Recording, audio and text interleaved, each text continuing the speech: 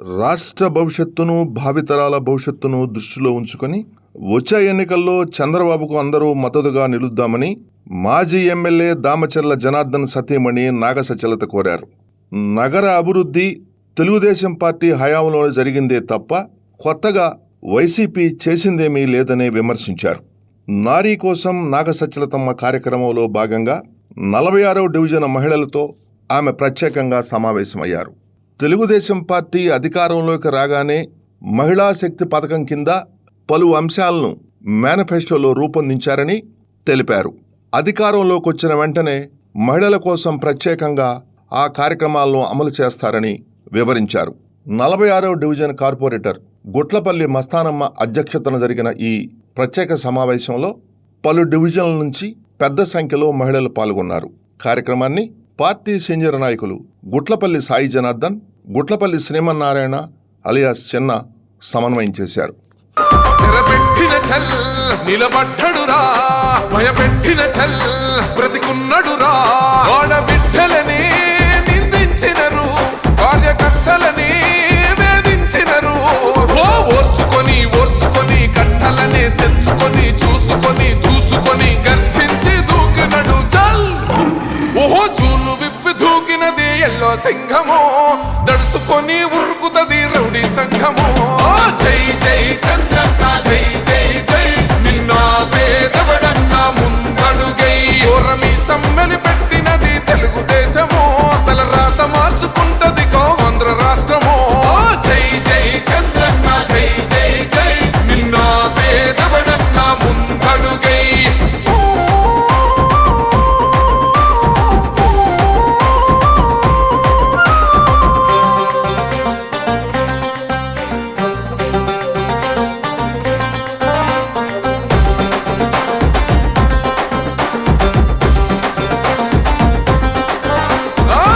జెండ ఇంటి మీద కడిత పథకం ఉండదా, పసుపు జెండ మోసే కార్యకర్త ప్రాణం ఉండదా. ఇది బిక్కు బిక్కుమంటూ బతికే ఆంధ్ర రాష్ట్రమా, నా బంధులేలుతున్న రౌడీల రాజ్యమా.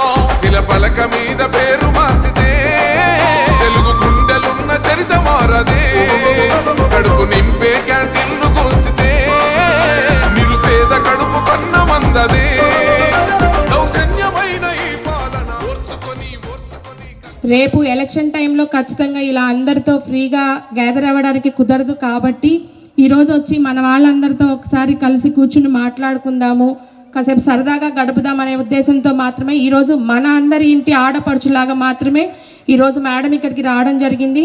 కాబట్టి మనందరం కూడా సరే మేడం అంటే మనకి దామచర్ల జనార్దన్ గారి సతీమణిగా మాత్రమే మన అందరికీ సుపరిచితురాలు కాబట్టి రాబోయే ఎలక్షన్స్లో ఎలా చేసుకుంటే బాగుంటుంది ఏంటి అని చెప్పి ప్రతి ఒక్కరూ కూడా మన ఇంటి సభ్యులుగా భావించి మీ అందరి సూచనలు సలహాలు ఇవ్వవలసిందిగా కోరుతా ఉన్నామమ్మా. సపోజ్ మంచినీటి దాహం తీర్చే పరిస్థితి మన నియోజకవర్గానికి 75% జనార్దన్ గారు చేశారు. మిగిలినటువంటి పర్సంటేజ్ని 5 సంవత్సరాల నుంచి ముందుకు జరగలేదు. నెక్స్ట్ రోడ్లు వేసే విషయంలో రోడ్లు వేశారు, లింక్ రోడ్స్ కొంచెం ఆగున్నాయి. అంటే ఆయన పట్టిన ఆ సమయం వరకు ఆ పనులనే చేశారు. ఇప్పుడు ఈ 5 సంవత్సరాల్లో రోడ్లకు వేసిన చోట లింక్ రోడ్స్ ఉంటాయి, అడ్డ రోడ్లు ఉంటాయి, అవి వేయలేదు. రోడ్ల మీద పడినటువంటి గుంటల్ని పూడ్చలేదు. ఆ గుంటలు గొయ్యిలైపోయినాయి.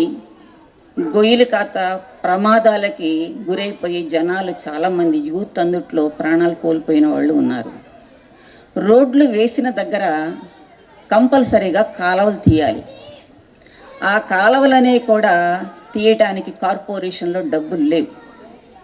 ఎప్పుడైనా మీటింగ్ పెట్టినప్పుడు కౌన్సిల్ మీటింగ్లో మా కాలువలు మా రోడ్లు ఈ గుంటలు అని చెప్తున్నాం అనుకోండి, డబ్బులు లేవనే మాటే వస్తుంది. మేయర్ ఏమంటున్నారంటే ఎంతో శ్రద్ధగా పన్నులు భలే వసూలు చేశారు మన కమిషనర్ గారని చప్పట్లు కొట్టుకున్నారు. ఆ కౌన్సిల్ మీటింగ్లో నేను అడిగాను, మీరు ఎంత శ్రద్ధతో పన్నులు వసూలు చేశారో అంతే శ్రద్ధతో అంతే బాధ్యతతో రోడ్లు మౌలిక వస్తువులన్నీ కల్పించండి అని అడిగాను. చేస్తామంటారు, చేయబోతున్నామంటారు, చేసేస్తామంటారు, కానీ ఇది ఏమీ జరగలేదు. వెనకటి రోజుల్లో మా చిన్నప్పుడు మేము చదువుకున్నది ఒక రాజు మంచివాడు, సపోజ్ అశోకుడు మంచివాడు అంటే ఏం పనులు చేసి ఉంటాడు? గుళ్ళు కట్టిస్తాడు, మంచినీటి బావులు తవ్విస్తాడు, రోడ్లు వేయిస్తాడు, రోడ్లు పక్కన చెట్లు నాటిస్తాడు. పగలైతే ఆ ఎండకు తట్టుకోలేక చెట్ల కింద సేద తీరడానికి చెట్లు నాటించేవాళ్ళు. ఇది ఒక మంచి రాజు లక్షణం. ఇప్పుడు మనకు రాజు ఎవరు? ముఖ్యమంత్రి. ఈ ముఖ్యమంత్రి ఎలాంటి వాడో మీకే తెలియాలి. ఒక రాజు చెడ్డవాడు వెనకటి రోజులు తుగ్లక్ అనేవాళ్ళు ఉండేవాళ్ళు. వాళ్ళు ఏం చేసేవాళ్ళు? దేవాలయాలు పడగొట్టడం, దేవాలయాల్లో ఉన్న సంపదని దోచుకోవడం, మంచినీటి బావుల్ని ఎండిపోయిన వాటిని పట్టించుకోకుండా ఉండటం, రెండోది చెట్లను నరికించడం. ఇలాంటి పనులే ఈ ముఖ్యమంత్రి చేసి ప్రజలకు అవస్థ కలిగించాడు. ఎక్కడైనా చూడండి, ఆయన మీటింగ్ ఉందనగలేని చెట్లు నరికిస్తాడు, ప్రజలకు దర్శనం ఇవ్వడు. ఆ మీటింగ్ పెట్టిన దగ్గర కూడా ఈ పార్టీలని, పేపర్ వాళ్ళని, ఛానల్స్ని, ఎల్లో మీడియా అంటూ ప్రతిపక్ష నాయకులను తిట్టడానికి ఉపయోగిస్తాడు. కానీ ఆ మీటింగ్ ఎందుకు పెట్టుకుంటున్నాం, దాని ప్రాముఖ్యత ఏంటి, దీనివల్ల మనం వచ్చినటువంటి జనానికి ఏం ఉపయోగపడుతుంది అనేది చెప్పకుండా వీళ్ళని తిట్టి సాలిపోయి వెళ్ళిపోతాడు. రెండవది, నిన్న పేపర్లో 124 సార్లు బటన్ నొక్కాను, మీరు 2 సార్లు నొక్కండి అంటున్నాడు. ఆయన అడిగింది ఒక్క ఛాన్సే కదా, ఒక్క ఛాన్సేనా? ఒక్క ఛాన్స్తో వచ్చి కూర్చొని మనకి భస్మాసుర హస్తాన్ని నెత్తిన పెట్టి మన రాష్ట్రానికి దరిద్రాన్ని పట్టించాడు. అప్పులు ఆకాశం వైపు పెరిగినాయి, అభివృద్ధి పాతాళలోకి పోయింది. అభివృద్ధి ఎక్కడైనా ఉందంటే మైక్రోస్కోప్లో చూసినా కూడా కనపడదు. ఆఖరికి ఈ ప్రభుత్వంలో ఉన్నటువంటి ఎమ్మెల్యేలు వాళ్ళ ఊరికి అటు ఇటు కూడా రోడ్లు వేయించుకోలేకపోయారు. మేయర్ గారు ఊర్లో కూడా, వాళ్ళ వార్డులో కూడా రోడ్లు లేవు, నీళ్లు లేవు. అంటే అభివృద్ధి ఎక్కడైనా ఉందా? నేను చాలాసార్లు కౌన్సిల్లో 50 డివిజన్లని సహృదయంతో డెవలప్ చేయండి, ఎవరు డెవలప్ చేస్తే వాళ్ళకే ప్రజామన్ననలు ఉంటాయి. కాబట్టి దయచేసి మీరు 50 డివిజన్ని అభివృద్ధి చేయండి అని చాలాసార్లు అడగడం జరిగింది. 46th మేడం అడిగినట్టుగా, 46th వార్డ్ మేడం అడిగినట్టుగా చేద్దామంటారు. ఏది ఎక్కడ కూడా ఎప్పుడు కూడా కార్పొరేషన్లో డబ్బులు పడవు. కార్పొరేషన్లో డబ్బులు ఎందుకు పడవయ్యా అంటే, ఈ యొక్క మున్సిపల్ కార్పొరేషన్కి అక్కడ ఉన్నటువంటి ప్రభుత్వం, ఈ ప్రభుత్వం లంచాల పర్వం నడిపింది, కమిషన్ల పర్వం నడుపుతుంది, సెటిల్మెంట్ల పర్వం నడుపుతుంది, కబ్జాల పర్వం నడుపుతుంది. ఇంకా ఏ విధంగా కార్పొరేషన్లో డబ్బులు పడతాయి, ఏ విధంగా మన యొక్క నియోజకవర్గాన్ని డెవలప్ చేసుకుంటాం? అవకాశం ఏది? ఎప్పుడు అడిగినా చేస్తాం, చేయబోతున్నాం, చేసేస్తాం అంటున్నారు. కానీ 5 సంవత్సరాల్లో ఎక్కడ కూడా ఏం చేయాలి? మనం పన్నులు కడుతున్నాం 5 సంవత్సరాల నుంచి, కానీ ఎక్కడైనా సరే డెవలప్మెంట్ జరిగిందా? కనీసం మన వార్డులో ప్రతిపక్షం కాబట్టి చేయలేదు అనుకోకూడదు, మిగిలిన వార్డులో కూడా లేదు. అభివృద్ధి అనేది మిగిలిన చోట్ల కూడా జరగలేదు. కాబట్టి వచ్చిన డబ్బు, మనం కట్టిన పన్ను ఎటు పోతుందో కూడా తెలియదు, దిశ దశ లేదు వాటికి. కాబట్టి ఇవన్నీ కరెక్ట్ అవ్వాలంటే మన ప్రభుత్వం గతంలో ఏ విధంగా అభివృద్ధి చెందిందో, అంటే ప్రభుత్వం తోటి ప్రజలు అవసరాలను తీరుస్తూ మన పరిపాలనలో ఎంత అభివృద్ధి జరిగిందో, ఇంకా అంతకంటే కూడా అభివృద్ధి మళ్ళీ చేసి చూపిస్తారు మన జనార్దన్ గారు. మన జనార్దన్ గారిని గెలిపించుకుంటే మళ్ళీ అభివృద్ధి కొనసాగుతుంది. లేదా ఇదే నాయకులు కావాలి అనుకుంటే మాత్రం ఇలానే ఇంకా అధోగతి పాలు. ఇప్పటికే మనం చాలా దీనస్థితిలో ఉంది మన ఆంధ్రప్రదేశ్. మళ్ళీ వాళ్ళని తెచ్చుకున్నామంటే ఈసారి ఆంధ్రప్రదేశ్ ఏ అంబానీకో ఏ ఆదానీకో అమ్మేస్తారు. వచ్చి అడుగుతారు, అది నాది మా ప్లేస్ అంటే, కాదు అది నాది, ఆన్లైన్లో నేను రాయించుకున్నా, వెళ్ళిపోయి కోర్టులో తేల్చుకోండి అంటాం. అది కోర్టులో చల్లదండి. ఎందుకంటే ఆర్టీఓ ఆఫీస్లో, ఎంఆర్ఓ ఆఫీస్లో అక్కడ తెలుసుకోండి అంటారు. గవర్నమెంట్ ఎవరిది ఉంటుంది? వాళ్ళదండి. అంటే చీఫ్ మినిస్టర్ అనుకోండి, ఎమ్మెల్యే అనుకోండి, ఎవరిది అక్కడ పవర్ ఉంటుంది, వాళ్ళే ఎంఆర్ఓ మార్చి పెడతారు. అంటే పవర్ ఎవరిది ఉంటుంది, ఎంఆర్ఓలో కూడా వాళ్ళ కంట్రోల్ ఉంటారు. అంటే మీ ప్లేస్ గోయిందా, మన ప్లేస్ ఉంటుంది అంటే 2 years తర్వాత అది గోయిందా. దాని గురించి చాలా కష్టపడుతున్నారు మనుషులు. చోట్లు కూడా బైకాట్ చేస్తున్నారు. ఈ భూ కబ్జాల్లో ఇటీవల ఒకటి జరిగింది మండోవారిపాలెంలో. 14 ఎకరాల్లో, అది ఎప్పటిదో, దాన్ని 7 ఎకరాలు మేయర్ భర్తకు రాయించారు. ఒక 7 ఎకరాలు ఇలాంటి ముదురు తెలివితేటలు కానిటువంటి భూ కబ్జాలు చేసే వ్యక్తికి రాయించారు. 8 నెలల తర్వాత ఆ విషయం బయటకు వచ్చి ప్రతిపక్షాలు వాళ్ళు, ప్రజలు గోల్ చేశారు. వెంటనే ఆవిడ తన భర్త పేరు ఉన్నటువంటిది రద్దు చేసింది. నేను రద్దు చేసేసాను, నా తప్పు లేదు, ఇక మేము ఎస్సీలు అయితే మమ్మల్ని అంటారా, పెత్తందారు దగ్గర చేతులు కట్టుకోవాలా అన్నారు ఆవిడ. తప్పు చేసినప్పుడు ఎస్సీ అయినా, బ్రాహ్మణులైనా, ఇంకొకళ్ళైనా, కమ్మారైనా, రెడ్డైనా పెత్తందారుల ముందలే కాదు, ప్రజల ముందర కూడా చేతులు కట్టుకోవాలి. నేను ఒక్కటే అడిగాను, రద్దు చేసుకుంటే మీ తప్పు ఒప్పైపోతుందా? కాబట్టి ప్రజలందరికీ ఒకటే విన్నపం, మీ భూములు, మీ స్థలాలు ఏ మాత్రం చూసుకోకుండా యాదమరిచినట్లయితే వాటిని కబ్జాలకు గురి చేస్తారు, వాళ్ళు లాగేసుకుంటారు.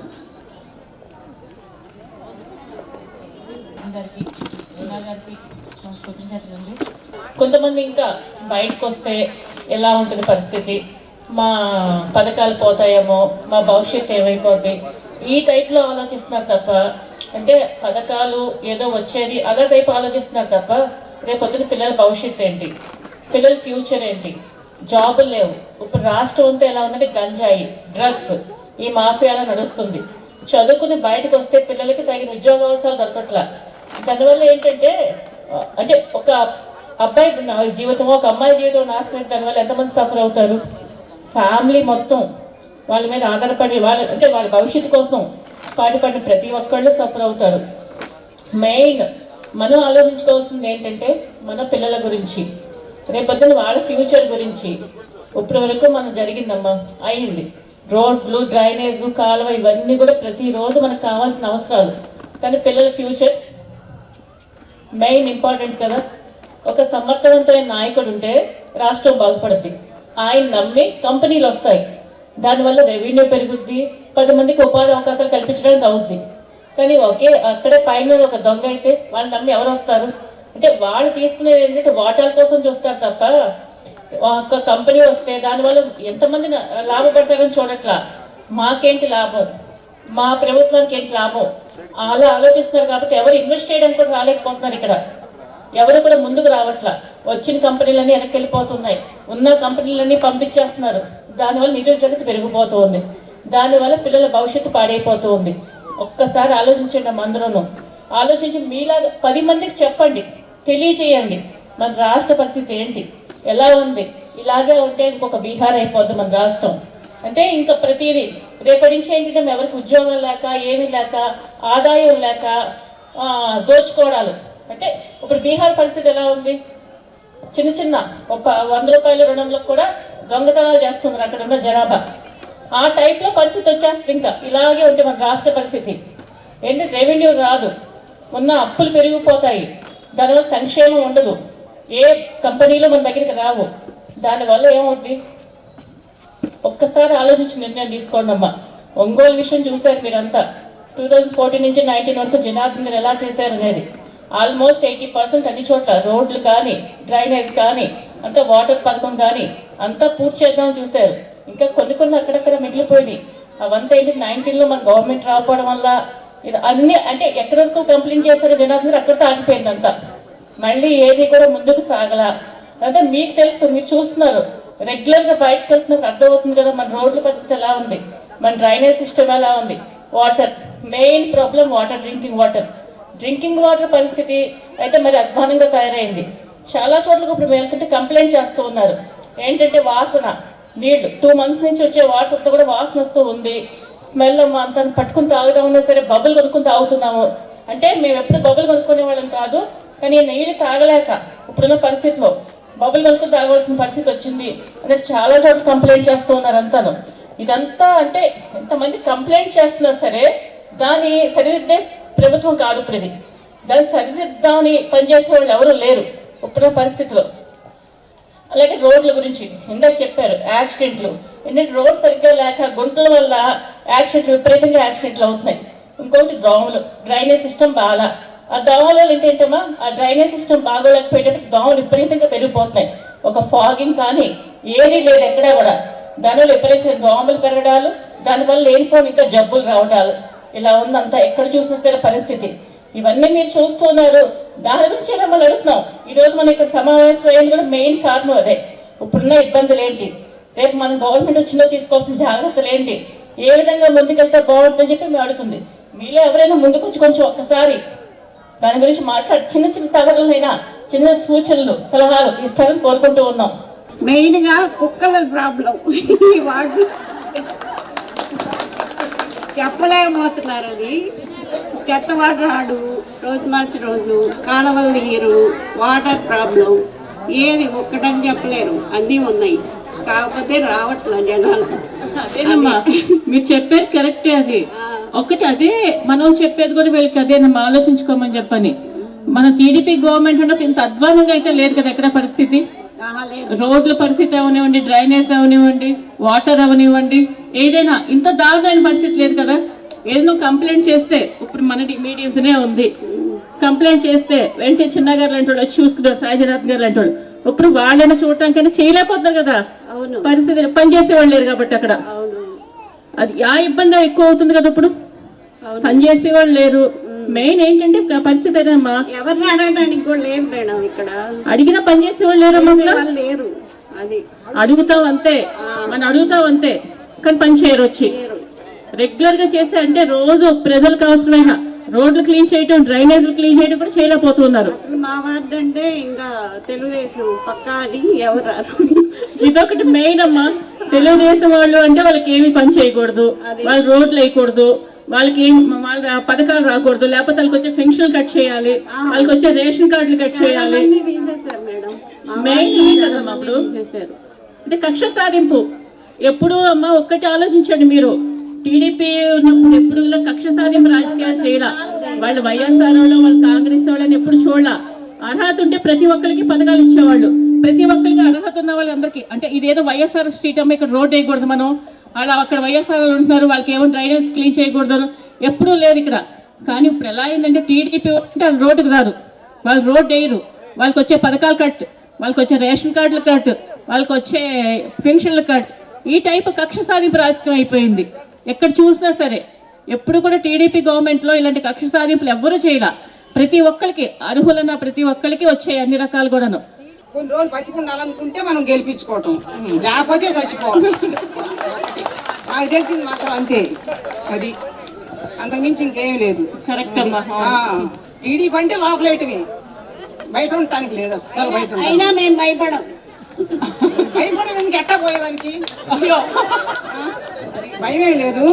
మనం మాత్రం అందరికి నమస్తే. మా అందరికి ఈసారి మాత్రం గుర్తు పెట్టుకొని మొత్తం అందరూ ఎవరికైనా సరే, చిన్నోళ్ళకే కాదు పెద్దోళ్ళకే కాదు, ఎవరైనా సరే గుర్తు పెట్టుకొని అందరం మనం గెలిపించుకోవాలి. అయితే వాళ్ళు టీడీపీ అయి ఉంటారు, అందుకే కట్ చేశారు. కట్ చేశారు. 40 సంవత్సరాలు అయితే ముందు జగన్ కేస్తే ఓటు పింఛన్ ఉంది, 70 సంవత్సరాలు అయినా పింఛన్ లేదు.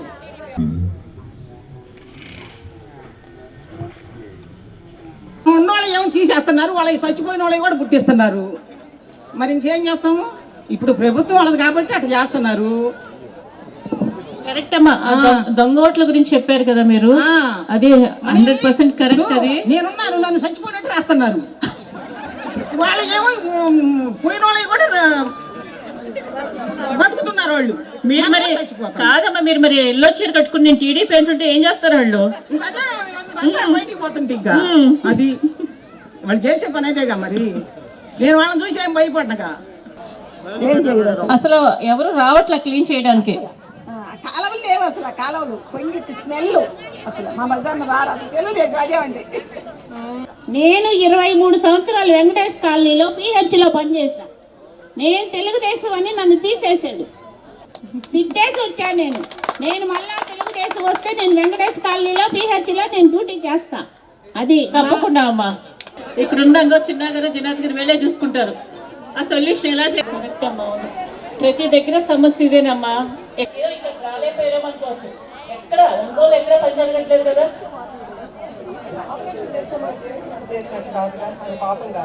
తీసుకెళ్ళి వాటి ఇసుక కుక్కలతో మాత్రం ప్రభావం ఏముందండి. వచ్చినప్పటి నుంచి అన్ని అమ్ముకోవడం, ఇసుక దగ్గర నుంచి మద్యం దగ్గర నుంచి అన్ని అమ్ముకోవడం, గవర్నమెంట్కి ఎట్లా డబ్బులు రావాలని దోచుకోవడం. సరే, ఇప్పుడు సంక్షేమ పథకాలు అంటున్నారు.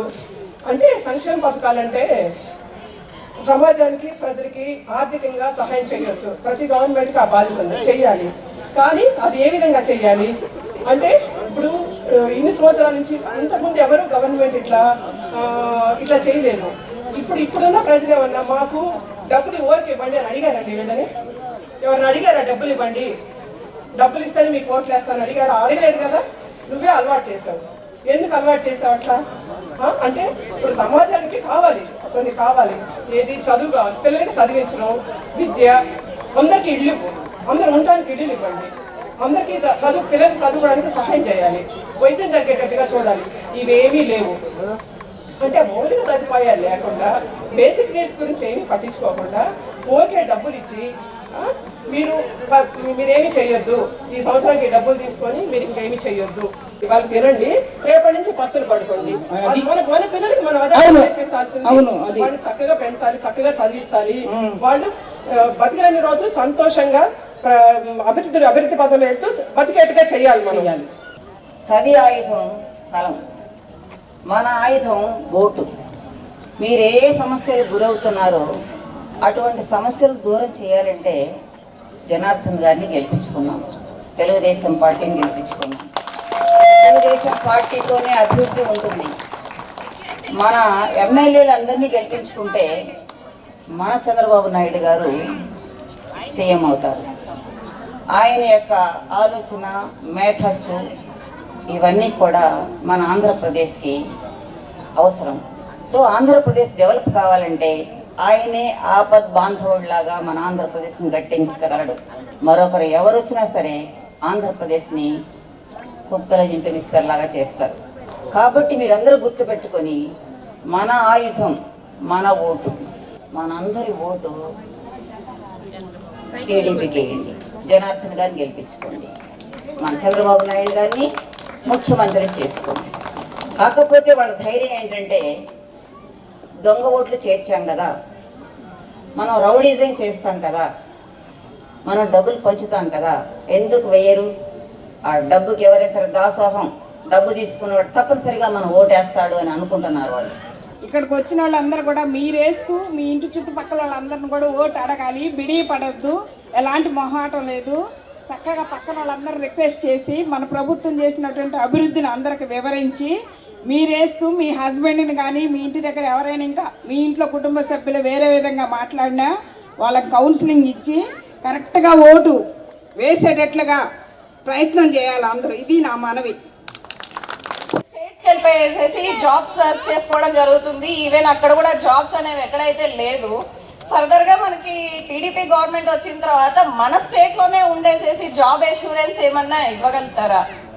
సో అలాంటి ఎష్యూరెన్స్ ఏదన్నా కొంచెం ఇచ్చేయండి మేడం. తప్పకుండా అంటే ఇప్పుడున్న జగన్ అంటే మన సీఎం నమ్మి ఎవరు కూడా ఇన్వెస్ట్ చేయడానికి ముందు ధైర్యం చేయలేకపోతున్నారు. దేనివల్ల? దాంట్లో వాటాలు కావాలి తప్ప ఇంకా అభివృద్ధి అక్కర్లేదు. అంటే వచ్చే ఇన్వెస్టర్స్కి ఏం కావాలో సౌకర్యాలు కల్పించలేకపోతున్నారు. తప్పకుండా నువ్వు అడిగిందని కరెక్ట్ అమ్మా. స్టేట్స్ కి వెళ్లకుండా మన స్టేట్ లోనే ఉండేలాగా జాబ్స్ అనేవి కొంచెం తప్పకుండా అది ఏంటంటే బాబు గారు వస్తే తప్పకుండా మళ్ళీ ఇన్వెస్టర్స్ వస్తారు, కంపెనీస్ వస్తాయి. మన ఆంధ్రలోనే జాబ్ చేసుకునే వాళ్ళకి చాలా మందికి ఉపాధి దొరుకుతుంది. ఒకసారి ఎలక్షన్స్ వరకు ప్రతిరోజు మన ఓటు చెక్ చేసుకోవాలి. మన ఓటు ఉందా లేదా అనేది 2 months మనం చెక్ చేసుకుంటూ ఉండాలి. ఎలక్షన్ రోజు తప్పకుండా అందరూ మనం ఓటేసి మనం 10 మందికి పక్కన ఎవరన్నా వెళ్ళారా లేరా, అక్కడ ఉన్నారా, లేకపోతే ఇంకా వెళ్ళవలసిన వాళ్ళు ఎవరు ఉన్నారా ఒకసారి తీసుకుని ప్రతి ఒక్కళ్ళనమ్మా ఈసారి ఏంటంటే మన కోసం మనం చేసుకోవాలి. మన రాష్ట్రం కోసం మనం అభివృద్ధి మన రాష్ట్రం కోసం మనం పాటుపడాలి.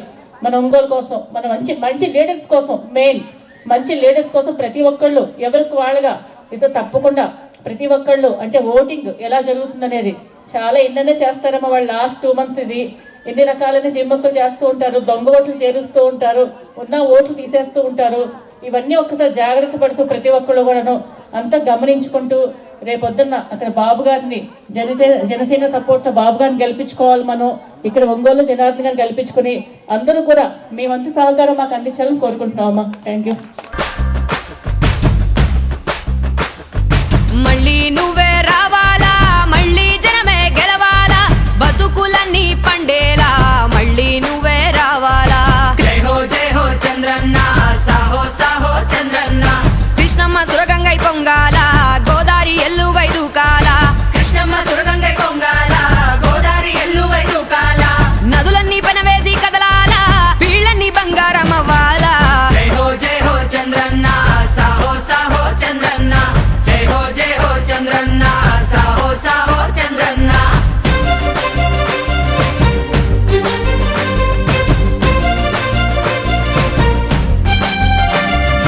మళ్ళీ నువ్వే రావాలా, మళ్ళీ జనమే గెలవాలా, వానలు చేలన్నీ తడపాలా, అమ్మనేలా మురిసిపోవాలా.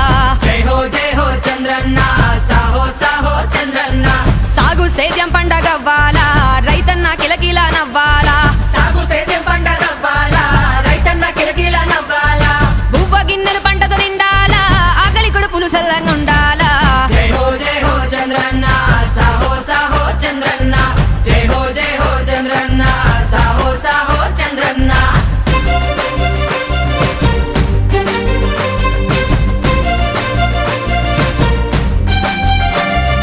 మళ్ళీ నువ్వే రావాలా, మళ్ళీ జనమే గెలవాలా, అవ్వ తాతకి అండదండగా మళ్ళీ నువ్వే రావాలా.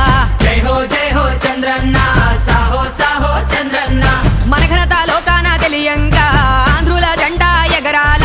మనఘనత లోకాన తెలియంగా ఆంధ్రుల జెండా ఎగరాల. పోలవరం ప్రాణమై నిలవాలా, అమరావతి జగమంతా ఎలగాల. జై హో చంద్రన్న, సాహో సాహో చంద్రన్న. జై హో చంద్రన్న, సాహో సాహో చంద్రన్న.